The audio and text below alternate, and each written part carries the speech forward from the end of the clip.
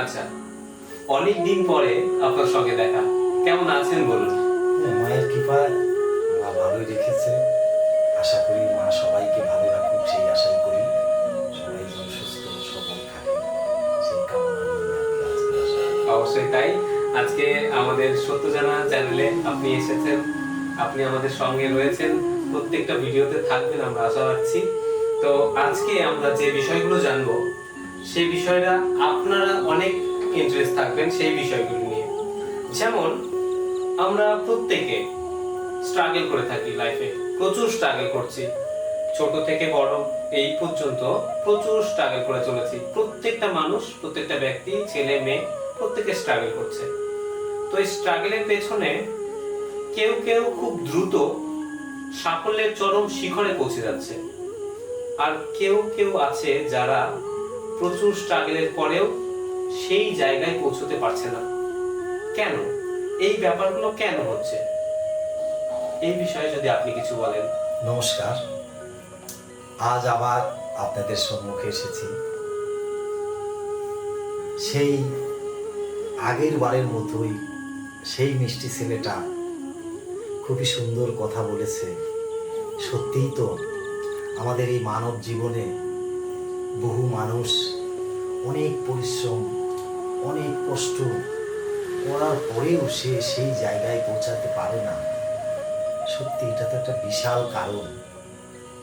যাই হোক, ছেলেটার এই প্রশ্ন শুনে আমার কখনো কখনো মনে হয় যে ও অনেক গ্রন্থ বা অনেক জ্ঞানের অর্জন করেছে, কারণ না হলে এই সমস্ত প্রশ্ন ওর মাথায় আসে কি করে। যাই হোক, প্রশ্ন যতই কঠিন হোক, যখন আমাকে করেছে আমি যথাশক্তি দিয়ে তার প্রতিকার বা তার উত্তর আমি দেওয়ার চেষ্টা করব। তো আমাদের জীবনে একটা মেন জিনিস, সেটা হলো গুরু আমাদের সর্বসর্বা। দেখবেন প্রত্যেকটা গ্রন্থেই লিখে গেছে গুরুই সর্বসর্বা। তো আমাদের সেখানে জানতে হবে যে গুরু কি জিনিস। যাই হোক, আমি সেই ব্যাপার নিয়ে আবার আসব। তো এখন যেটা, মানুষ অনেক পরিশ্রম করে, অনেক কিছু করে। দেখবেন ছেলে মেয়ে রাত দিন 24 ঘন্টা, কেউ কেউ 18 ঘন্টা, কেউ কেউ 20 ঘন্টা পড়াশোনা করছে। তো পড়াশোনা করা সত্ত্বেও পরীক্ষায় তারা ফেল করছে বা পরীক্ষায় সেরকম রেজাল্ট হচ্ছে না। সেই ক্ষেত্রে সেই ছেলে মেয়ের উদ্দেশ্যে আমি বলছি, তোমরা যখনই বই নিয়ে বসবে, যখনই তোমরা পড়তে যাবে, সেই পড়াটা অত পড়ার দরকার পড়বে না। কিন্তু তোমাদের একটা কাজ করতে হবে। কি কাজটা করতে হবে? সেটা প্রথমে তোমাদের আগে নাকের কাছে হাত দিয়ে এরকম শ্বাসটাকে দেখে নিতে হবে যে কোন নাকে শ্বাসটা চলছে, সেটা কি ডান নাক না বা নাক। যদি দেখো বা নাকে শ্বাস চলছে, সেই টাইমে পড়তে বসবা এবং 1 ঘন্টা পরে যে মুখস্থ করতে পারবে, ডান নাকে চললে সেটা 5 ঘন্টা পরেও সেই মুখস্থটা হবে না। আমি এই কথাগুলো বলে দিচ্ছি, হয়তো অনেক গুরু, অনেক যারা এই পথ নিয়ে ব্যবসা করে, যারা মানুষকে ধান্দার মাঝে রাখার চেষ্টা করে, হয়তো তাদের কষ্ট হবে। তারা হয়তো আমার বিরুদ্ধে অনেক আচরণ করবে, অনেক রকম হয়তো আমার চ্যানেলটাতেও বিভিন্ন কিছু লিখবে, কিন্তু আমি সেই জায়গায় মাথা ব্যথা করছি না। কারণ আমি সত্যকে মানুষকে জানাইতে চাই, কারণ সত্যই সনাতন। সত্য যদি না থাকে তাহলে আমাদের সনাতন ধর্ম থাকে না। তাই সত্য জানাবো, আর সত্য নিয়েই জীবনে চলবো। তাতে কে মন খারাপ করলো না করলো আমার তাতে মাথা ব্যথায় না, কারণ আমি সত্য মানুষকে জানাইতে চাই, আর আমি নিজেও সত্য জানতে চাই। তো তাই আপনারা ছেলে মেয়েকে সবসময়ের জন্য কি করবেন, পড়াশোনা করার সময় দেখবেন যে ওর বানাকে নিঃশ্বাস আছে কিনা। যদি বানাকে নিঃশ্বাস থাকে, সেই সময় পড়তে বসাবেন, দেখবেন ওর অল্প সময়ের মধ্যেই পড়াশোনা মুখস্থ হবে। দ্বিতীয়ত, বর্তমান যুগ অনুসারে দেখা যায় অধিকাংশ মানুষের কিছু একটা খেলেই গ্যাস হয়ে যাচ্ছে। কিছু একটা খাওয়ার পরে অনেকের আছে জল খেলেও গ্যাস হয়ে যাচ্ছে। সেই সমস্ত বাবাদের বা মায়েদের উদ্দেশ্যেও আমি বলছি, এই খাবারটা যখন খাবেন তখনও দেখবেন বা নাকে নিঃশ্বাস আছে কিনা। আপনি বা নাকে নিঃশ্বাসে খাবেন, দেখবেন সমস্ত খাবারই হজম হয়ে যাবে, সেই খাবারগুলো গ্যাস হবে না। কারণ যখন ডান নাক, আমাদের এই ডান নাক শ্বাসটাকে বলা হয় চন্দ্র নাড়ি, আর বাম শ্বাসটাকে বলা হয় সূর্য নাড়ি। সূর্য নাড়িতে আপনারা যাই করবেন সেটা অতি তাড়াতাড়ি হজম হয়ে যাবে, অতি তাড়াতাড়ি সেগুলো কন্ট্রোল হয়ে যাবে। তাই সবসময়ের জন্য এই শ্বাসই হচ্ছে আমাদের জীবনের মেন জিনিস। কারণ শ্বাস না জানলে, হাওয়া না চিনলে কোনো কিছু হয় না। যার জন্য সেই পূর্ববঙ্গের লালন ফকির একটা গানের ভাষায়ও বলে গেছে, ধরো চোর হাওয়ার ঘরে ফাঁদ পেতে, সে তো নয় সামান্য চূড়া ধরবি কোনা কাঞ্চিতে। সে সামান্য চূড়া নয়। তাই এই হাওয়ার ঘরটাকে আগে চিনতে হবে, হাওয়াটা কি। কারণ হাওয়ার জোরেই সমস্ত কিছু চলে। হাওয়া না থাকলে কোনো কিছু চলে না। গাড়ি থেকে বলুন, মানুষ থেকে বলুন, পৃথিবীটা হাওয়ার উপরেই ভাসছে। তাই সেই হাওয়াটাই হলো মেন। তাই কখন, কোন সময়, কোন হাওয়াতে কি কি কাজ করণীয় সেগুলো আমি অবশ্যই একে একে দেখাবো। কারণ আমি চাই আমার পূর্বপুরুষ এই পথেরই ছিলেন এবং তারা অনেক গুণী ছিলেন এবং অনেক তাদের ক্ষমতাও ছিলেন, কিন্তু তারা কি হয়েছে, কাউকে কিছু দিতে পারেনি। একটা সময় তার যখন ডাক পড়েছে সে চলে গেছে, কিন্তু আমিও তো একদিন চলে যাব। তাই আমি চাচ্ছি যে আমার এই গুরুবিদ্যা যেগুলো আমি শিখেছি, যেগুলো আমি আপনাদেরকে বলছি, সেগুলো আমি আপনাদেরকে এটা গ্যারান্টিতে বলতে পারি যে আমি নিজেও সেটা পালন করি এবং করে আমি দেখেছি যে সেটা কি সত্যিই হয়। তারপরে আমি আপনাদেরকে সেটা বলি। আর আমার কাজই সেটা যে আমি সবাইকে সেই জায়গাটা বোঝাই যেটা আমি করতে পেরেছি। আমি পারিনি, আমি ভগবানকে দেখিনি, তো আপনাকে কি করে দেখাবো। এটা স্বামী বিবেকানন্দই প্রশ্ন করেছিলেন ঠাকুর রামকৃষ্ণকে, যে ঠাকুর আপনি কি ভগবান দেখেছেন? কয় বলস কি, আমি তো দেখেছি, চাইলে তোকেও দেখাতে পারি। তো আমি সেটাকে বিশ্বাস করি। আমি নিজে দেখিনি, আমি নিজে চিনিনি, আমি নিজে কর্ম করি না, আপনাকে বলবো না বাবা, না আমি তা বলি না। আমি সেটা করি এবং আমি সেটা যখন মানুষকে বোঝাই তখন প্র্যাকটিক্যাল থিওরিক্যাল দুটো দিয়েই বোঝাই। আমি করে দেখাই, তারপরে তাদেরকে করাই। তাই আপনারা আমার এই কাজগুলো করতে তো আপনাদের কষ্ট হবে না, আপনাদের পয়সা খরচা হবে না। শুধু আমার চ্যানেলটাকে একটা সাবস্ক্রাইব করবেন এবং শেয়ার করবেন, যাতে আমি বারবার আপনাদের সামনে আসতে পারি। কারণ আমি অনেক ত্যাগ স্বীকার করেছি। কারণ এই জিনিসগুলো আমি যদি একটু গোপনে করি, গোপনে বুঝাই, তাহলে হয়তো দুটো পয়সা আমার ইনকাম হতো, কিন্তু আমি সেগুলো ত্যাগ করেছি। আমি সবাইকে বোঝানোর চেষ্টা করতেছি, কিন্তু আপনাদের কাজ আমাকেও একটু ধরে রাখা। যদি আপনারা সেটা না করেন তাহলে আমি কি করব আপনাদেরকে এগুলো দেব, তখন আমিও হয়তো এক সময় পিছিয়ে যাব। অবশ্যই আমরা জানি যে সমাজ মাধ্যম, এই যে সোশ্যাল মিডিয়া, এটার মাধ্যমে আপনি সকলকে বার্তা দিতে পারবেন। আমাদের পৃথিবীতে প্রত্যেকটা মানুষ এখন খাওয়া দাওয়ার পাশাপাশি হ্যান্ডসেট ইউজ করছে, মোবাইল ফোন যেটাকে বলি আমরা, সবাই ইউজ করে এবং প্রত্যেকটা ফোনে অ্যাকাউন্ট রয়েছে, ইউটিউব চ্যানেল এবং ফেসবুক প্রত্যেকে ইউজ করে। তো সেইখানে আমরা আপনাদের কাছে বার্তাগুলো পৌঁছে দিতে পারবো যদি আমাদেরকে পুরোপুরি আপনারা সাপোর্ট করেন। তো আমরা কন্টিনিউ করি। তাই আমাদেরকে এই হাওয়া জানতে গেলে, হাওয়া বুঝতে গেলে একজন গুরুর প্রয়োজন আছে। কারণ একজন গুরু না থাকলে আমাদেরকে শেখাবে কে? আমাদেরকে তার জন্য গুরু ধরতে হবে, গুরু জানতে হবে, গুরু বুঝতে হবে। বোঝার পরে যখন এই হাওয়াটাকে আপনারা চিনতে পারবেন, তখন দেখবেন সব কিছুতে। আজকে পড়াশোনা করেছেন, বাবা মা অনেক কষ্ট করে পড়াশোনা করাইছে, কিন্তু দেখা যাচ্ছে যে আপনি বারবার ইন্টারভিউ বোর্ডে বসার পরেও বা ইন্টারভিউ বোর্ডে যাওয়ার সময় আপনার হয়তো কোনো একটা অসুবিধা হচ্ছে, বা সেখানে বসার পরেও কাজটা হচ্ছে না। এই জায়গাগুলো যখন আপনারা আমার কাছে আসবেন, আমি সেগুলো বুঝিয়ে দেব। আপনারা বাড়ি থেকে বুঝতে পারবেন যে এই কাজটা আমি যাচ্ছি, এই কাজটা আদৌ হবে কি না। সেটা দু একদিন আপনারা পরীক্ষা করবেন, পড়ার পরেই তখন আমার প্রতি আপনাদের বিশ্বাস আসবে যে না, কথাগুলো সত্য কি মিথ্যা।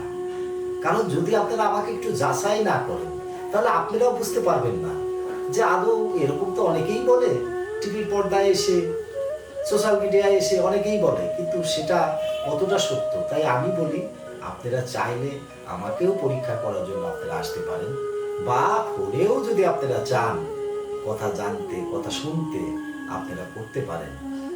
আমি তার জন্য দুঃখিত নয়। আচ্ছা, আমরা প্রসঙ্গ থেকে একটু সরে গেছিলাম যদিও।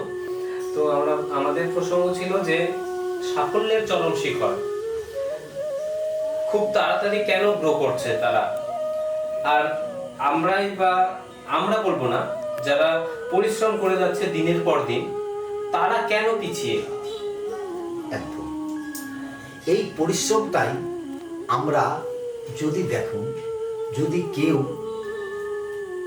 এমন একটা জায়গায় গিয়ে একটা ব্যবসা, আমি আপনাদেরকে একটা ব্যবসা দিয়ে বোঝাচ্ছি, একটা আনকমন জায়গা, সেখানে গিয়ে যদি একটা ব্যবসা খুলে, তাহলে তার ব্যবসাটা চলছে না। কিন্তু সে যদি একটা ভালো মার্কেট, ভালো একটা জায়গায় গিয়ে যদি একটা ব্যবসা খুলছে, তাহলে তার ব্যবসা কিন্তু ধীরে ধীরে চলছে। তাহলে এই আনকমন জায়গাটায় চলছে না কেন? তদ্রূপ মানুষের জীবনেও একটা শুভ সময়, একটা অশুভ সময়। কারণ আমাদের ভিতরে দুটোই আছে, একটা শুভ এবং অশুভ। এর জন্য আমাদেরকে বুঝতে হবে যে কোনটা আমার শুভ সময়। সেই শুভ সময়ে গিয়ে যখন আপনারা এই শুভ কাজগুলো, এই ভালো ভালো কাজগুলো যখন করবেন, যখন গিয়ে সেই টাইমে গিয়ে সেই কাজগুলো করবেন, বা জীবনের সাফল্য পাওয়ার জন্য ব্যবসা বলেন, চাকরি বলেন, যে কোনো ক্ষেত্রে সেই সময়গুলোকে ব্যবহার করতে জানবেন, সেই সময়গুলোকে চিনতে জানবেন, তখন দেখবেন অটোমেটিক আপনিও সেই শিখরে পৌঁছে গেছেন। শুধু আমরা পৌঁছাইনি এর জন্য ঈশ্বর দায়ী নয়। কারণ ঈশ্বর কি বলছে? তোমার কর্মই তোমাকে জায়গা দিবে। তুমি যেমন কর্ম করবা, ঠিক ফলটা তোমার সেরকমই আসবে। কিন্তু আমাদের দেখুন, আমরা 10টা বৎসর ভরে পড়াশোনা করে একটা সার্টিফিকেট পাই, মাধ্যমিক পাশের সার্টিফিকেট, কিন্তু সেটা নিয়ে যখন আমরা সরকারের কাছে যাই বা কোনো কোম্পানিতে যাই, আমাদের কাজ দেয় না, আমাদের চাকরি দেয় না। সামান্য সার্টিফিকেট, মাধ্যমিক পাস, কিন্তু সেটাকে নিতেও আপনাকে 10 বছর লেগেছে। কিন্তু আধ্যাত্মিক লাইনে কিন্তু আপনি 10 ঘন্টা সময় দেননি। একজন ভালো গুরুর কাছে গিয়ে 2 ঘন্টা সময় বসেননি, 1 ঘন্টা সময় বসেননি, কিন্তু আপনি সেখানে একটু বসুন। প্রকৃত যিনি ভালো মানুষ, তিনি আপনাকে সঠিক রাস্তা দেখাবে। আর যদি ভালো মানুষ না হয়, তাহলে আপনি বুঝবেন, যাওয়ার সঙ্গে সঙ্গে আপনাকে বলছে বাবা টাকা দেন, কিন্তু বাবা আমার কাছে সেই জিনিস না। অনেকেই কমেন্ট করেছেন যে উনি কত টাকা নেয়, কি নেয়, আমি সে বিষয়ে বলছি না বাবা, না মা, আমি কোনো টাকা পয়সা কারো কাছে চেয়ে নেই না। আমার বাড়িতে মন্দির আছে, আপনারা আমার কাছে আসতে পারেন। আসলে সেই মন্দিরে যদি ভক্তি উদয় হয়, ভক্তি করে যদি আপনি 1 টাকাও দেন, আমি সেটাকেই নিয়ে খুশি। অবশ্যই। তাই আপনারা আমার কাছে আসুন। যদি মনে হয় লোকটা সত্যি পরিশ্রম করে আর লোকটার কথাতে কাজ হয়, তাহলে আপনি একাই দিবেন। আপনি যদি আমার দ্বারায় আপনার কোনো উপকার হয়, তো আপনি উপকার করবেন, এটা হয় না। কারণ আমার কাজটাই তো আপনার চৈতন্য জাগানো।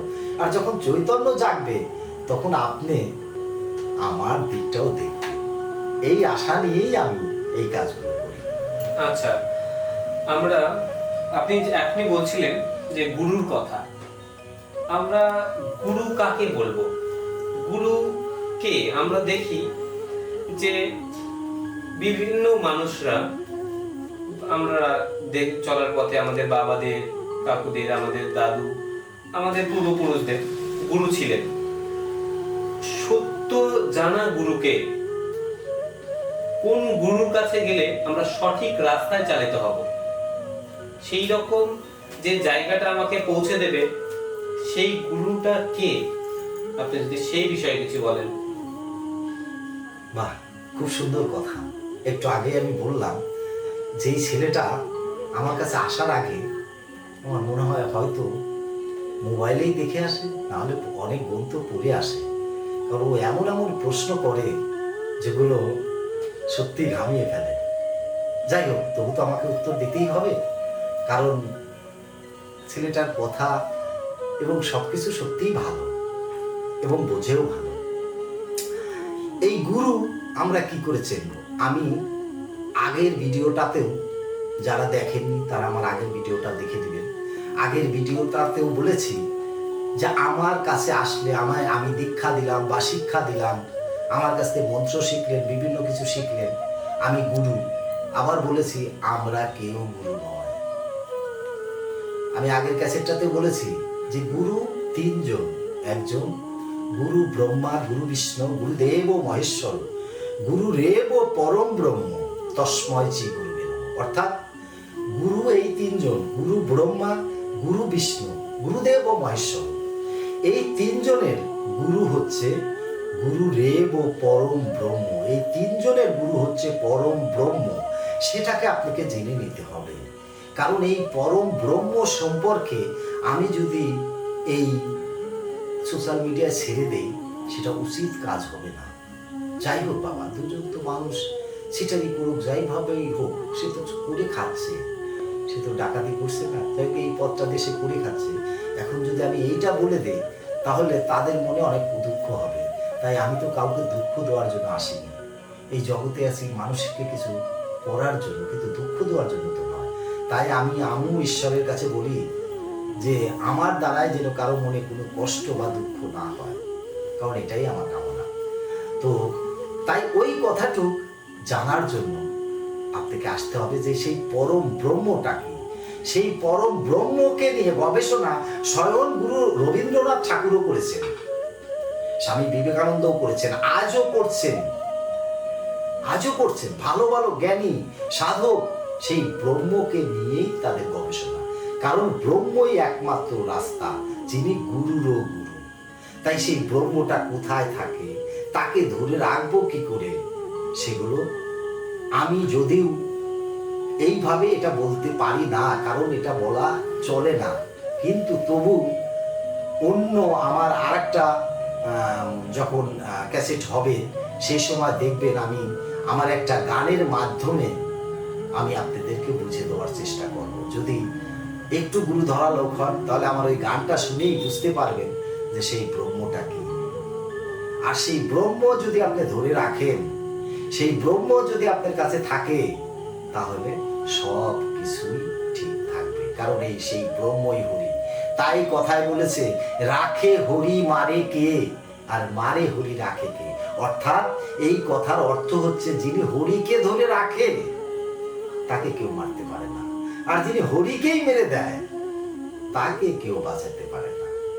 তাই সেই হরি কিভাবে ধরে রাখতে হয়, সেই ব্রহ্মকে কিভাবে ধরে রাখতে হয়, একবার হলেও আসতে আপনাদের হয়তো 2 টাকা খরচা হবে, কিন্তু আমার কথাগুলো শোনার পরে, আমার কাজগুলো দেখার পরে যদি মনে হয় যে না এই লোকটাকে 10 টাকা দেওয়া যায়, তাহলে দিবেন না, আমি দিবেন না। আমি আপনাদের কারো কাছেই টাকা চাই না, এটা আমি করে দেব না। যাই হোক, আসল কথাতে যাচ্ছে। এবার হচ্ছে যে গুরু, ছেলেটা প্রশ্ন করলো যে আমি গুরু তো অনেক আছে, তাহলে সেটাই যে সদ্গুরু, সেটাই যে সঠিক, আমি বুঝবো কি করে? একদম উত্তম কথা, খুব সুন্দর কথা।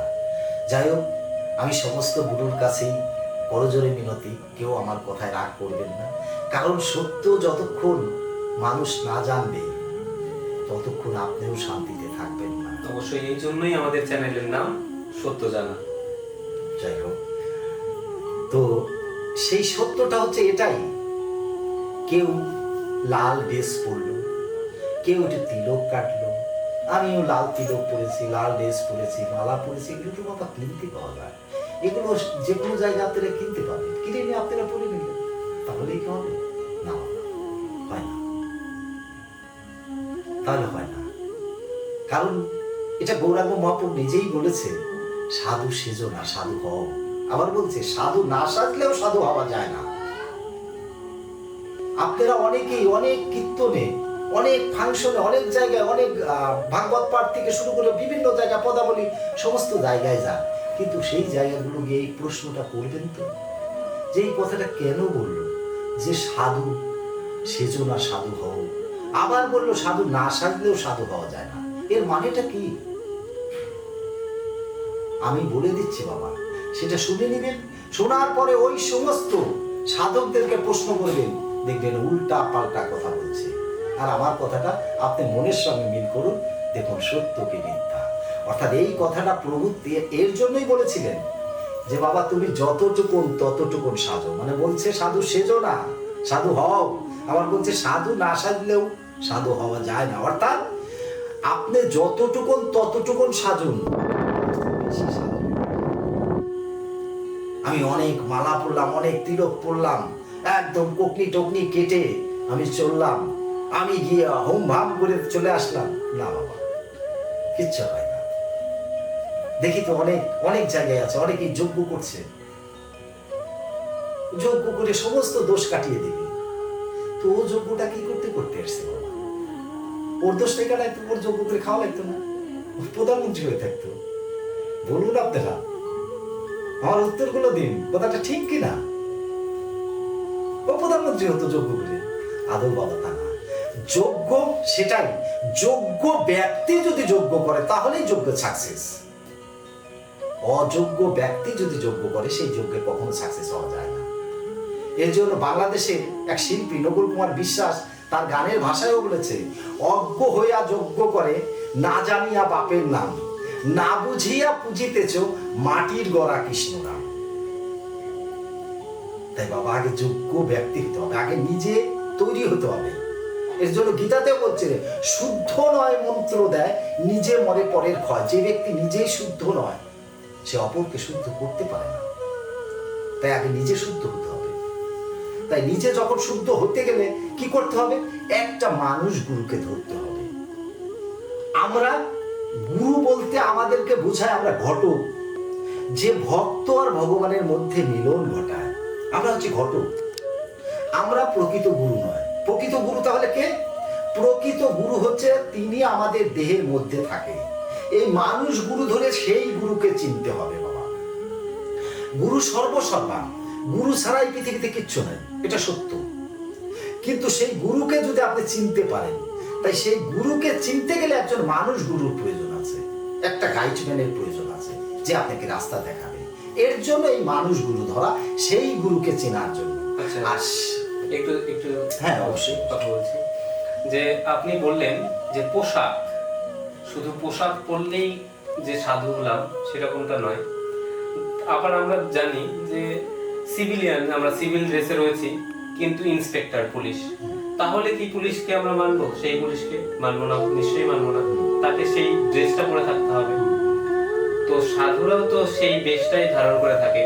তো ভেতরে কতটা জ্ঞান রয়েছে আমাদের তো সেইটা জানার, আমরা সেটা বুঝতে পারি না যে কতটা রয়েছে তার মধ্যে জ্ঞান।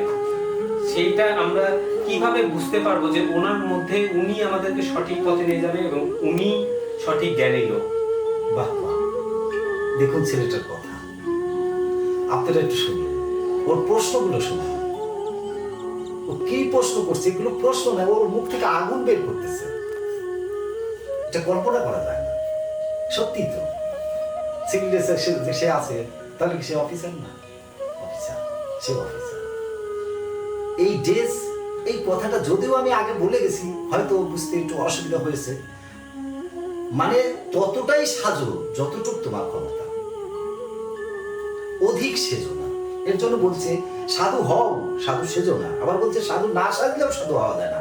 অর্থাৎ তুমি যতটুকুন ততটুকুন সেজে থাকো, ততটুকুনের মধ্যে থাকো, ঠিক আছে?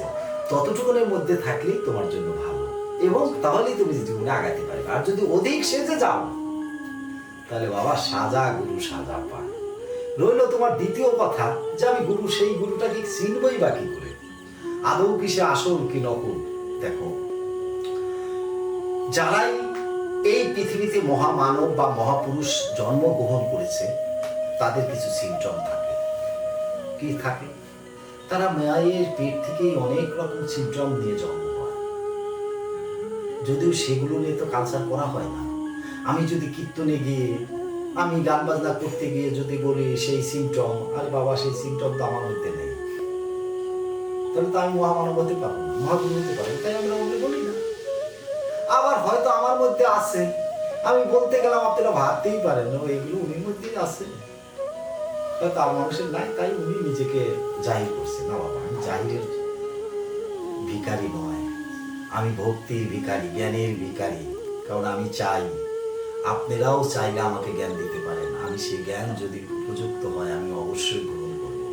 আমার মধ্যে ওই অহংকার নেই যে একজন ছোট মানুষ আমাকে জ্ঞান দিতে আসলে আমি বলবো তোর কাছে আমার জ্ঞান শিখতে হবে না। বাবা, আমার গুরু, আমার বাবা বলেছেন যে যে কোনো লোক তোমাকে জ্ঞান দিতে পারে, জ্ঞান দেওয়াটা তার ব্যাপার, গ্রহণ করাটা তোমার নিজস্ব ব্যাপার।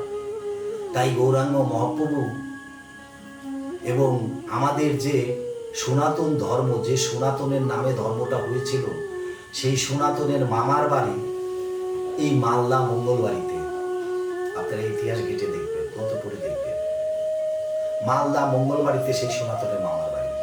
একদিন মামার বাড়িতে সনাতন ওরা দু ভাই এসেছিলেন, তখন ওখানে ওর মামার বাড়ির পাশে অধিকাংশ থাকতো মুচি সম্প্রদায়। তো ওই মুচি সম্প্রদায় একজন জ্ঞানী ব্যক্তি, মহৎ ব্যক্তি, কারণ মুচিদের মধ্যে অনেক বড় বড় সাধক আছে, যেমন রবিদাস মুচি, সে অনেক বড় সাধক, যার কল্পনা করিয়া, যেমন বাবা আম্বেদকর, যার কথা বর্ণনা করাও কঠিন। তো সেই বাবাজি, সেই মুচি সনাতনকে প্রশ্ন করছিল, সনাতন তুমি তো অনেক বড় পণ্ডিত, তো বলো তো কুকুর সাবাল্য হয় কত বছর বয়সে বা কোন সময়ে? তখন সনাতনও বলছিল যে মামা, আমার তো এই কথাটা জানা নেই, দয়া করে আপনি আমাকে জানিয়ে দিন। তাই সেখান থেকে সে জ্ঞান অর্জন করেছিল। আর যারা বলে যে ছোটর কাছে, অমুকের কাছে আমি জ্ঞান অর্জন করবো না, সেগুলো ভুল। যেখানে দেখিবে ছাই উড়িয়ে দেখো তাই, পেলেও পেতে পারো অমূল্য রত্ন। কারণ সবকিছু শুনতে হবে, শোনার পরে নিজের জ্ঞান, বিবেক, চৈতন্য দ্বারা সেই জায়গাগুলোকে ভাবতে হবে যে আদৌ সত্য কোনটা। তাই আমি সেই গুরুর সিমটমগুলো এবার আমি বুঝিয়ে দিচ্ছি, একটু ভালো করে বুঝে নিন। সেগুলো দেখে আপনারা তাকে বিশ্বাস করবেন, দেখবেন আপনারা ঠকবেন না। আর যদি ঠকেন তাহলে আমাকে ফোন করে গালাগালি পারবেন, অসুবিধা নেই, কিন্তু আপনারা ভুল করেন না। তাই এই গুরু যখন আপনারা চিনবেন, বা আমি সেগুলো বলে দিচ্ছি তাদের সিমটম, আপনারা সেগুলো দেখে একটু বোঝার চেষ্টা করবেন। আর কথাগুলো একটু জ্ঞান দিয়ে একটু পরীক্ষা করে দেখবেন যে কথাগুলো সত্য না মিথ্যা। যিনি দেখবেন মহামানব, মহাপুরুষ, তার চোখ সবসময় কান থেকে উপরে, খেয়াল করে দেখবেন। যার যত উপরে সে ততটাই ভগবানের কাছ থেকে শক্তি নিয়ে এসেছে, যার যতটা নিচে সে ততটাই পাপ গ্রহণ করে জন্ম হয়েছে। যাই হোক বাবা, সবাই ভালো আপনারা, আমি কাউকে দোষী করছি না, কিন্তু কেউ অবিচার হয়, কেউ তো খেতে খামারে কাজ করে খায়। তাই সেই জায়গা আমি বারবার বলি, বাবা, বাচ্চা কাচ্চা বিয়ে করছেন, বিয়ে করে একজন সৎ গুরু ধরে দীক্ষা শিক্ষাটা নিয়ে তারপরে একটা বাচ্চা কাচ্চা মানুষ করুন, দেখবেন সঠিক বাচ্চা হবে, সঠিক মানুষ তৈরি হবে। আচ্ছা, আপনি যে এই কথাটা বললেন যে চোখ যাদের ওপরে তারা মহামানব, আর যাদের নিচে তারা অনেকটাই খেটে খাওয়া মানুষ, সেরকম কিছু। এখন আমাদের ভিউয়ার্সরা কি করছে, তারা নিজেরা আয়নার সামনে গিয়ে চেক করছে কথাটা। করতেই পারে, করতেই পারে, করতেই পারে, করতেই পারে বা করবে, এটাই স্বাভাবিক। তো সেই ক্ষেত্রেও কেউ দুঃখ নেবেন না, কারণ আমাদের এই জগৎ সংসারে যেমন কোনো অফিসারের প্রয়োজন আছে, তেমনি বাবা আমার ল্যাট্রিনটা সাফ করার জন্য সুইপারেরও প্রয়োজন আছে। যদি ওই সুইপার না থাকতো তাহলে আমরা গন্ধে মারা যেতাম। তাই আমাদের কাছে প্রত্যেকটা মানুষেরই প্রয়োজন আছে, প্রত্যেকটা মানুষই আমাদের প্রয়োজন, বা তার একটা ক্ষমতা আছে, সে সেই ক্ষমতার সে গুরু। তাই তাকে আমি ছোট করছি না, কিন্তু গুরু চেনার আগে আপনারা এই কয়েকটা জিনিসই, যে একটা বললাম চোখটা তার কপালে হবে, কারণ কপালে চোখ না উঠে সে গুরু হয় না, এক মহামানব হয় না।